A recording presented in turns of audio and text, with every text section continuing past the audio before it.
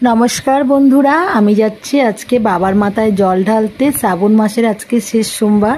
তো আমি বলেছিলাম যে শ্রাবণ মাসের যে কোনো একটি সোমবার আমি বাবার মাথায় জল ঢালবো, মানে এই বছর থেকে স্টার্ট করলাম। কেন কি গত বছর এরকম সময় সোনা পাপা আমার পেটে, আর সোনা পাপা যে আমার পেটে সেটা আমি অনেকটা লেটে, মানে প্রায় 5 মাস পরে জানতে পারি। তো সেই কারণে আমাকে ডাক্তার কিন্তু অনেক ভয় দেখিয়েছিল যে বেবির ওয়েট অনেক বেড়ে গিয়েছে, বেবির কোনো রকম সমস্যা নিয়ে আসতে পারে পৃথিবীতে, এবং এমনকি আমাকে বন্ডের সইটা পর্যন্ত করিয়ে নিয়েছিল বেবির যদি কোনো সমস্যা হয় তার জন্য ডাক্তার দায়ী না।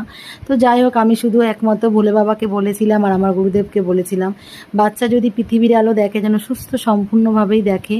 আর তার জন্য আমি তোমাকে প্রতি বছর শ্রাবণ মাসে প্রতিটা সোমবার আমি তো নিরামিষ খাবই, সাথে যে কোনো একটি সোমবার আমি তোমার মাথায় জল ঢালবো এবং উপোস করে।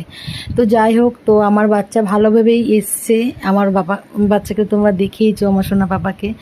তো যার জন্য এবছর থেকে প্রথম আর কি আমি শ্রাবণ মাসের উপোসটা শুরু করলাম। আমি এর আগে কোনো দিন এমনি শিবের উপোস অনেক করেছি, শ্রাবণের উপোসটাই প্রথম করছি।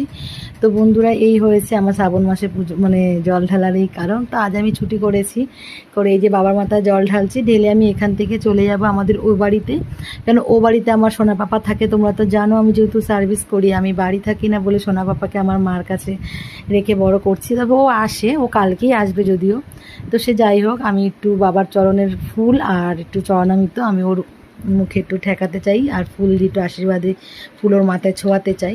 তো ওই জন্য আমি এখানে পুজো সম্পূর্ণ করে চলে যাব আমার সোনা পাপার কাছে। সোনা পাপার কাছ থেকে তারপর বাড়ি এসে রান্নাবান্না করবো। রান্নাবান্না বলতে আজকে তো আমি এক সেদ্ধ ভাত খাবো, আর আমার হাজব্যান্ডও তাই বলেছে, মা শাশুড়িমাও তাই বলেছে যে আলাদা করে কিছু করা লাগবে না, আমরা সবাই আজকে এটাই খেয়ে নেব।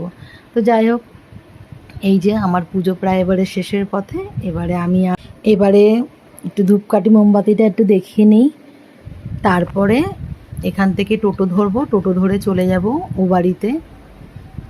এই যে পুজো প্রায় হয়ে গেল।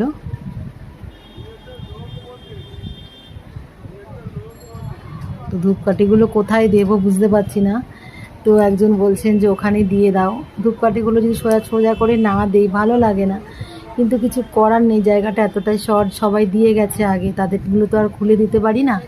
এই পাশে এখানে এরকম করে রাখলাম, রেখে একটু ঠাকুরকে প্রণাম করে নিলাম।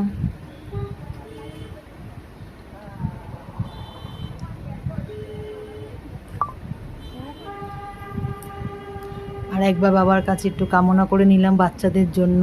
বাড়ি থাকি না, খুব টেনশানেই থাকি, যদিও জানি আমার মার কাছে রয়েছে, মানে খুব সুরক্ষিতই থাকে বাচ্চারা, তবুও মা তো খারাপ একটু লাগে।